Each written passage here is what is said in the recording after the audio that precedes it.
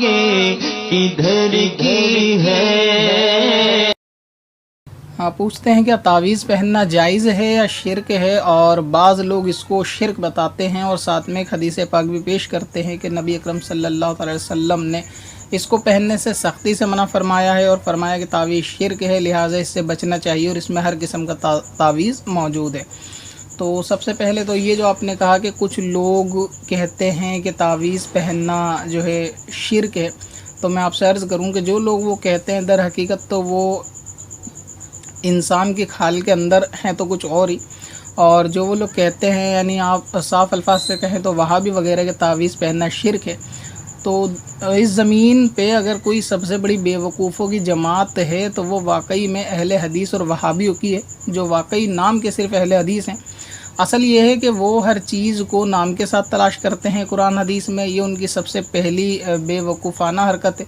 دوسرا یہ ہے کہ اگر حدیث پاک کے اندر یا قرآن میں جس چیز کی اجازت موجود ہوتی ہے اگر وہ قاعدے کے طور پر موجود ہے، یعنی وہ ایک اصل کے طور پر موجود ہے، تو وہ صرف اس کو اتنا ہی سمجھتے ہیں، اس کے آگے کا اس کو نہیں سمجھتے۔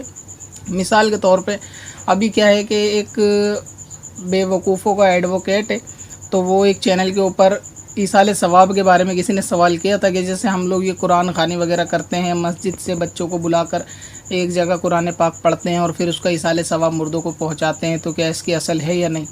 تو اس نے اس بات کو تو قبولا کہ ہاں ایصال ثواب کر سکتے ہیں، لیکن صرف اتنا جتنا حدیث پاک میں ہے، یعنی جن آیتوں کا، جن صورتوں کا یا جن طریقوں کا حدیث پاک میں ایصال ثواب کہا گیا صرف وہ کر سکتے ہیں۔ لہٰذا ایسی کوئی حدیث نہیں ملتی بخاری کے اندر یا صحیح حدیث کے اندر کہ جس کے اندر قرآن پاک اس طرح مجمع کے اندر بیٹھ کے پڑھا گیا ایصال ثواب کیا ہو۔ سب سے پہلے سوال تو یہ ہے کیا اس دور کے اندر قرآن پاک ہارڈ کاپی میں پرنٹڈ ہو چکے تھے، یعنی یہ جو دستی کاپی آج موجود ہے، تو ایسے قرآن پاک تھے جو اس ٹائم پہ اس طریقے کی قرآن خوانی ہوتی یا نہیں ہوتی؟ تو یہ تو کم سے کم عقل کا اندازہ لگانا چاہیے کہ جب نبی اکرم صلی اللہ علیہ وسلم نے کسی چیز کی مثال کے طور پہ اجازت دی، مثلا یہ کہ اگر حضور اکرم نے کوئی ایک آیت پڑھ کے ایصال ثواب کرا تو اس کا مطلب یہ نہیں ہوتا کہ وہ آیت ہی ایصال ثواب کی جائے گی۔ اس سے مراد یہ ہے کہ انہوں نے جائز ہونے کی دلیل دے دی کہ اب آپ قرآن پاک سے جو آیت کو پڑھیں اس طرح ایصال ثواب کر سکتے ہیں۔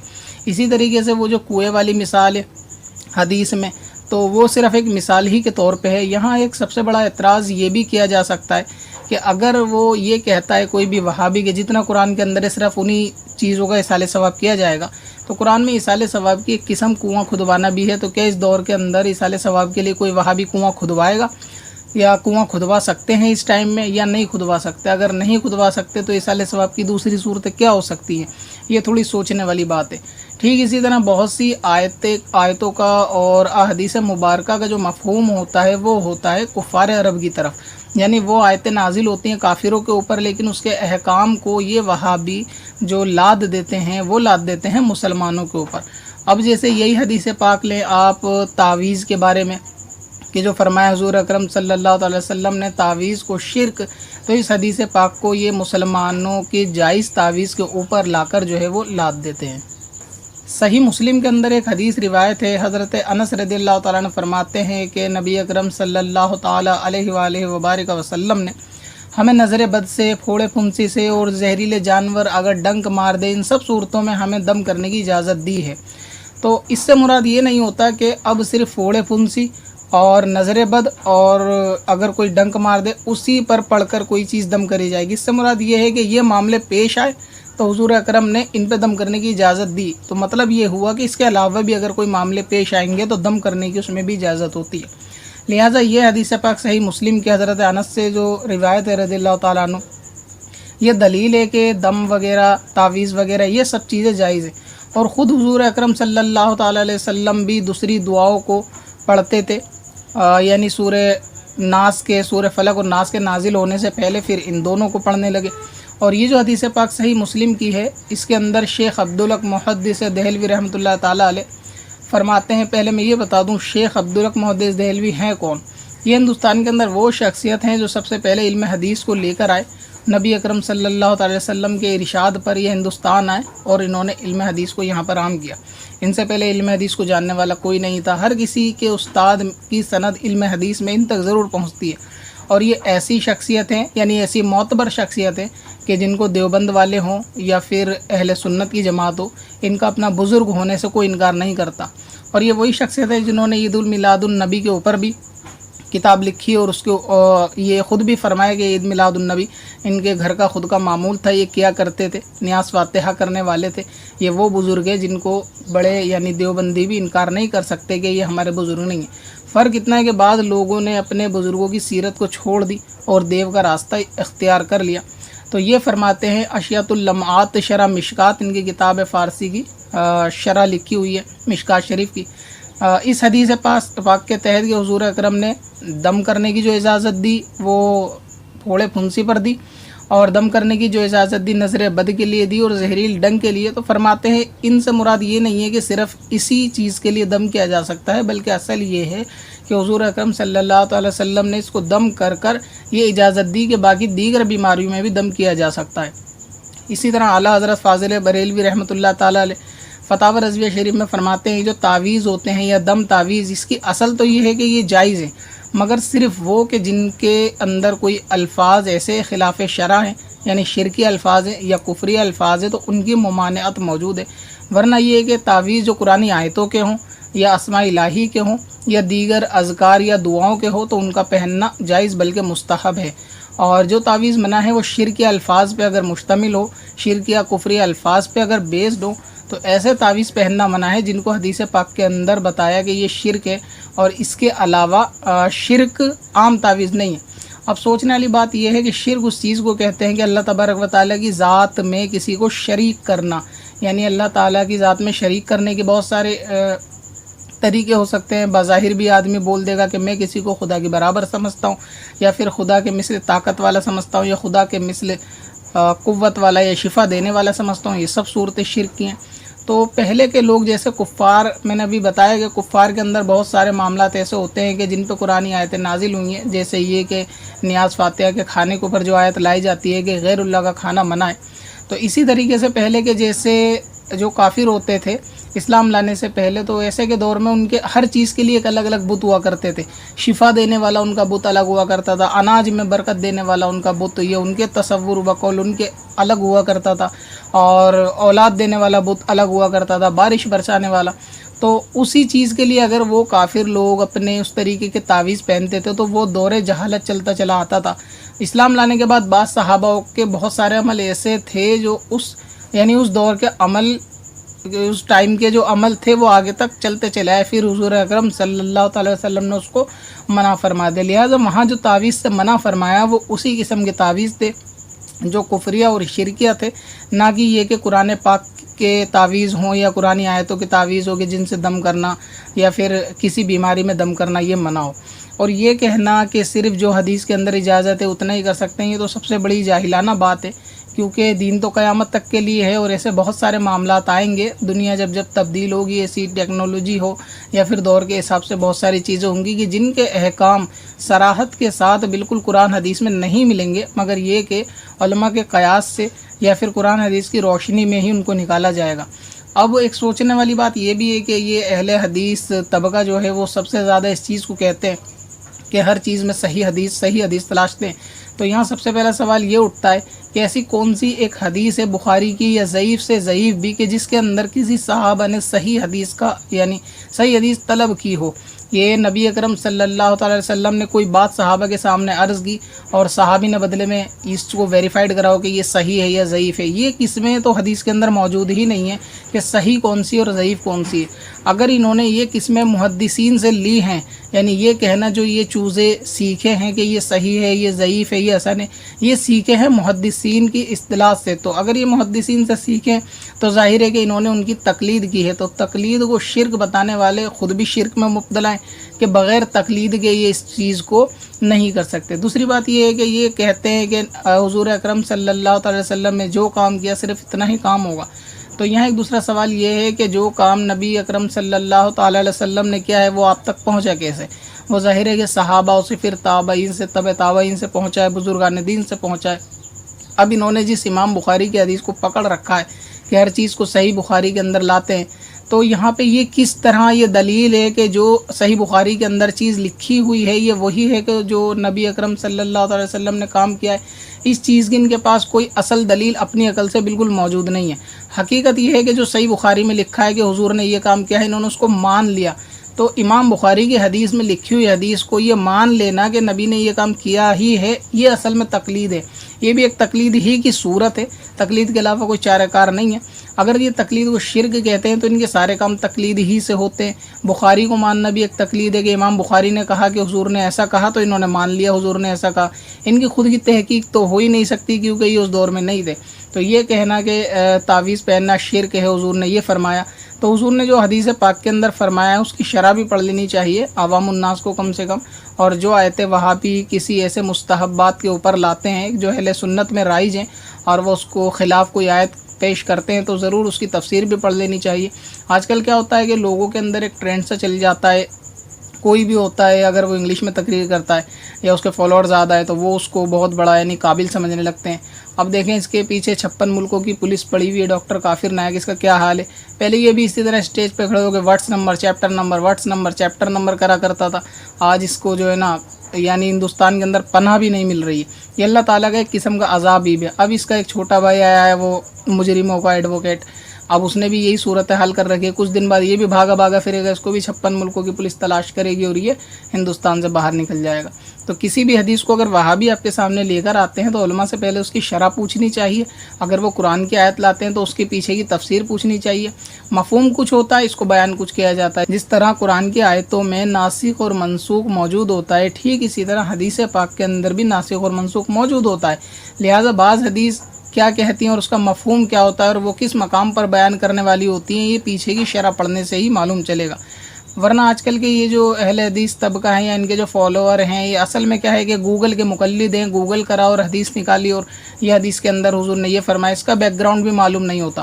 اب ایسے تو حدیث کے اندر حضور اکرم صلی اللہ علیہ وسلم نے بخار کی حالت میں غسل کرنے کے لیے بھی فرمایا ہے، تو کیا ہندوستان میں بخار کی حالت میں کوئی غسل کرتا ہے؟ اور یہ کہتے ہیں کہ ہم سارے کام وہی کرتے ہیں جو صحابہ نے کیا، اس کے علاوہ دوسرے کوئی کام نہیں کرتے۔ تو میرا ایک چھوٹا سا بھی اہل حدیث سے سوال ہے، کیا وہ روایت یاد نہیں ہے کہ جب ایک صحابی کھیت میں کام کر رہے تھے اور ان کو جیسے ہی خبر ملی کہ حضور اکرم صلی اللہ تعالیٰ علیہ وسلم کا وصال ہو گیا تو انہوں نے اللہ تعالیٰ سے دعا کی کہ ان کی دونوں آنکھوں کی روشنی چلی جائے، یعنی اب ان کی آنکھیں کسی کام کی نہیں ہیں ان کے۔ تو میں پوچھنا یہ چاہتا ہوں کہ اب حضور اکرم کا وصال ہوئے ہوئے تو بہت ٹائم ہو گیا، تو تم لوگوں کی آنکھیں اب تک سلامت کیوں ہیں؟ اگر وہی کام کرنا ہے جو صحابہ اکرام کرتے تھے تو وہ تو حضور جب وفات کر گئے انہوں نے اپنی آنکھیں جانے کے لیے دعا کر لی، تو آپ لوگ بھی اپنی آنکھیں پھوڑ لیجئے کیونکہ حضور اکرم تو اب حیات نہیں ہیں۔ تو آپ اگر صحابہ والا کام کرتے ہو تو آپ کو چاہیے کہ صحابہ کے اس عمل کو کرتے ہوئے دونوں آنکھیں اپنی پھوڑ لو، کم سے کم امت کو تھوڑا آپ کے شر سے تھوڑی حفاظت تو ہو جائے۔ تو اس لیے اگر صحابی والے کام کرنے تو بہت سارے صحابی والے کام ہیں کہ جو آپ کے باپ دادا نہ کر سکتے ہیں، نہ کبھی سوچا ہے، صرف یہ کہ گمراہیت پھیلانے کے، جو کہ آپ کے بزرگ حضرت ابلیس کرتے چلے آئیں، ان کے فالوور ہی ہو آپ، کہ ان کے نقش قدم کے اوپر ہی چلتے ہو آپ سارے معاملات یہ کرتے ہو۔ لہٰذا یہ جو شرک کی حدیث آپ نے سوال کے اندر بتائی ہے، اس کا میں نے بیک گراؤنڈ بتا دیا کہ کفریہ شرکیہ الفاظ کے اوپر اگر کوئی تعویذ ہوگا تو وہ منع ہوگا، باقی قرآن پاک میں جائز تعویذ ہوگا تو بالکل جائز ہوگا۔ دوسرا یہ کہ کس فیض ایڈوکیٹ ہو یا اس قسم کا کوئی سا بھی جاہل ہو، ان کے چینل کو سبسکرائب کرنے کی پہلی بات تو اہل سنت کی عوام کو بالکل بھی ضرورت نہیں ہے کہ ان کے چینل کو سبسکرائب کرا جائے۔ بد مذہب کا بیان سننا، ان کی تقریر سننا یہ اشد حرام ہے۔ بالکل اس چیز کا خیال کرنا چاہیے۔ لوگ کہیں سے بھی کوئی بھی چیز ہوتی ہے اس کو آج کل انٹرنیٹ پہ لینے کی کوشش کرتے ہیں کہ وہ عقیدے کا صحیح ہے یا نہیں۔ یعنی حال ایسا ہے کہ اگر کوئی یہ کہہ دے کہ جی میں نبی ہوں، نبی ہونے کا دعویٰ کرے قادیانی، اور وہ بھی اپنے چینل پہ بیان کرے، تو اہل سنت میں بہت سارے ہوں گے کہ اس کے فالوور بھی ہوں گے اور کہیں گے جی وہ صحیح بات بتا رہا ہے۔ صحیح بات تو ایسا آج کل بہت سارے لوگ، چور بھی بہت سے معاملوں میں صحیح بات بتا دیتا ہے، تو اس کا مطلب یہ نہیں کہ اس کو فالو کیا جائے گا۔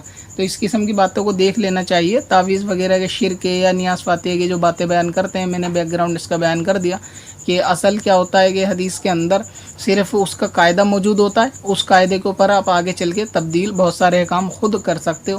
مثال کے طور پہ اگر میں ایک چھوٹی سی مثال دوں کہ جو کام صحابہ نے نہیں کیا، نبی نے کیا، وہ کام جائز نہیں ہے۔ اگر میں کہتا ہوں کہ میں ظہر کی نماز کے بعد 1 سپارہ روز پڑھنا چاہوں تو کیا یہ میرا پارہ پڑھنا جائز ہوگا یا ناجائز ہوگا؟ اب वहाबियों से सवाल ये है, मान लीजिए अगर ये पारा पढ़ना जायज़ होगा तो मैं यही पूछूंगा कि किस हदीस से साबित है, क्या नबी ने ज़ोहर के बाद एक सिपारा डेली पढ़ा था, ये सहाबा ने एक सिपारा डेली पढ़ा था? इसकी असल आपको कहीं नहीं मिलेगी। मतलब क्या है कि अगर नहीं भी पढ़ा था तो भी आपका वो काम जायज़ है। ये भी आजकल ट्रेंड में बहुत ज़्यादा है कि जो काम सहाबा ने नहीं किया वो जायज़ नहीं होता, ऐसा नहीं होता। असल क्या है कि अशिया तमाम की तमाम जायज़ है, मगर वो जिसमें कि हुर्मत साबित कर दी गई। इसकी मिसाल मैं आपको एक छोटी सी समझाऊँ। अगर हिंदुस्तान के सारे राज्यों में मैं ये कहना चाहूँ कि आपको एक राज्य में जाना है और उसके बारे में मैं अभी बताता हूँ किस स्टेट में जाना है, मगर वो सुन लो कि जिस स्टेट में आपको नहीं जाना, और फिर मैं आपको एक एक करके नाम गिनवाऊँ कि आपको राजस्थान नहीं जाना, मुंबई नहीं जाना, चेन्नई नहीं जाना, और बिहार नहीं जाना, कलकत्ता नहीं जाना, पंजाब नहीं जाना। तो आप मुझसे सीधा सा सवाल करोगे कि बजाय मुझे ये गिनवाने के कहाँ नहीं जाना, इससे आसान तो ये है कि सिर्फ ये गिनवा दिया जाए कि कहाँ जाना है। जहाँ जाना है उससे बात साबित हो जाएगी कि इसके दीगर नहीं जाना। ठीक इसी तरह अशिया तो तमाम की तमाम जायज़ है। अगर ये गिनवाई जाती कि ये खा सकते हो, ये कर सकते हो, ये खा सकते हो, ये कर सकते हो, तो इसके अंदर बहुत सारी दुश्वारियाँ थी। लिहाजा तमाम अशिया जायज़ है, उसके अंदर नाजायज़ को गिनवा दिया गया कि जो शरीयत के ख़िलाफ़ हो, सुन्नत को मिटाने वाली हो, ऐसे काम या इस तरीके के मामलात गुनाह। इसके अलावा दीगर हर वो चीज़ जायज़ है जिसको कुरान हदीस ने मना ना किया हो और जो कुरान हदीस से टकराती ना हो। अब इसमें क्या होता है कि बिदत की भी कुछ परिभाषा बयान की जाती है, जिसकी तफसीर मैं इंशाल्लाह बाद में बयान करूँगा, क्योंकि अभी वीडियो थोड़ी सी ज़्यादा बड़ी हो जाएगी कि बिदअत क्या है, उसकी कितनी अक़साम है और कैसी बिदअतें वहाबियों के अंदर भी राइज हैं, जिसको ये ख़ुद बिदअत कहते हैं। मगर ये कि हर वो काम जो नबी ने ना किया हो या सहाबा ने ना किया हो वो गुनाह नहीं होता, बल्कि वो काम भी जो हदीस में ना हो, कुरान में ना हो, सवाब का बिल्कुल हो सकता है। जिसकी एक मिसाल मैंने आपको दी। अगर किसी नमाज के बाद एक पारा आप पढ़ना चाहें तो ये बिल्कुल जायज़ होगा, चाहे ये सहाबा ने किया हो या ना किया हो, नबी अकरम सल्लल्लाहु अलैहि वसल्लम ने किया हो या ना किया हो। अगर इसको वहाबी नाजायज़ कहते हैं तो ज़ाहिर है कि ऐसा तो बोलेंगे नहीं, और जायज़ बोलेंगे तो अपने क़यास से बोलेंगे, और इनके नज़दीक तो क़यास भी हराम है। तो इस पर भी कोई सही हदीस होनी चाहिए कि ज़ोहर के बाद कोई एक पारा पढ़ सकता है या नहीं पढ़ सकता। आप इनसे सवाल करके देखें कि अगर पढ़ेंगे तो जायज़ होने की हदीस लाओ। फिर ये कहेंगे कि कुरान पढ़ना तो जायज़ है, कभी भी पढ़ लो, तो ये उनका क़यास है कि कुरान पढ़ना जायज़ है, कभी भी पढ़ लो। तो असल क्या होता है कि नाम के साथ चीज़ मौजूद नहीं होती, एक हुक्म होता है कि कुरान जायज़ है, किसी भी वक्त में पढ़ो, उसका पढ़ना जायज़ है। इसी तरह कारोबार से रिलेटेड हो या किसी भी मामले से रिलेटेड हो तो हदीस लफ्ज़ के साथ नहीं देखी जाती, उन अल्फाजों के साथ या बिल्कुल सराहत के साथ मौजूद नहीं होती, मगर उसका हुक्म मौजूद होता है। और असल यही है कि अगर शरीयत से ना टकराता हो तो वो काम जायज़ है। जो तावीज़ात पहनते हैं जिसका ताल्लुक अकीदे से गहरा है, इनका क्या मामला है? तो देखिए नबी अकरम सल्लल्लाहु अलैहि वसल्लम ने वाज़े बयान कर दिया, और हदीस के अल्फाज हैं, सही जो है मुस्नद अहमद की रिवायत है, मन अल्लक़ तमीमतन फ़क़द अशरक, जिसने तावीज़ पहना उसने शिर्क किया। इस बारे में जानने की बात जो है ना वो मेरे भाई ये है कि बाद लोगों ने इस दौर में वो हदीस जिनमें तमीमा का जिक्र था ना, उनका तर्जमा तावीज़ करके रिसाले लिख लिए कि तावीज़ शिर्क है, ये लोग मुशरिक हैं, और इस हद तक वो आगे चले गए कि हमारे जिसने तावीज़ पहना उसने शिर्क किया। बहुत बड़े बड़े इमाम और नेक लोग जो तावीज़ लिखते थे इब्न तैमिया जैसे, इनको भी उन्होंने कहा सब मुशरिक हैं। ये है जो नादान लोग, इल्म नहीं इनके पास। जिसने तावीज़ पहना उसने शिर्क किया। बहुत बड़े बड़े इमाम और नेक लोग जो तावीज़ लिखते थे इब्न तैमिया जैसे, इनको भी उन्होंने कहा सब मुशरिक हैं। ये है जो नादान लोग, इल्म नहीं इनके पास।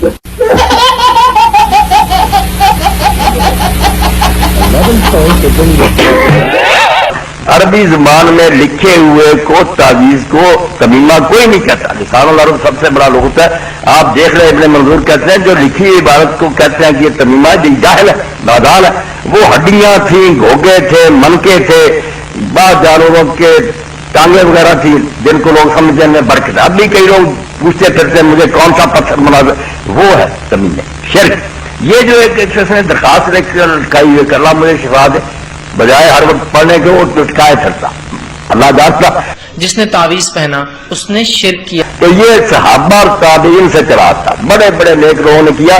जो नहीं भी करते ना, जिन्हें इल्म है, वो कहते हैं हम यार इससे एहतियात करते हैं, मगर ये तमीमा नहीं, ना शिर्क है। जिसने तावीज़ पहना उसने शिर्क किया। तो ये सहाबा और ताबीन से चला था, बड़े बड़े नेक लोगों ने किया। जो नहीं भी करते ना, जिन्हें इल्म है, वो कहते हैं हम यार इससे एहतियात करते हैं, मगर ये तमीमा नहीं, ना शिर्क है।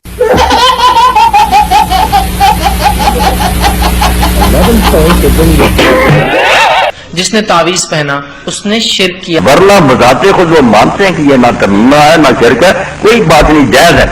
جس نے تعویذ پہنا اس نے شرک کیا. ورنہ بذات خود وہ مانتے ہیں کہ یہ نہ تمیمہ ہے نہ شرک ہے، کوئی بات نہیں، جائز ہے، مگر کسی موحد سے نیک آدمی سے لکھوانا چاہیے جس نے یہی درخواست ہو کہ اللہ تعالیٰ مجھے شفا دے تندرستی. وہابیوں کو چھوڑ دے تو سنیوں میں بیٹھ جا، وہابیوں کو چھوڑ دے تو سنیوں میں بیٹھ جا. Another phone to bring you.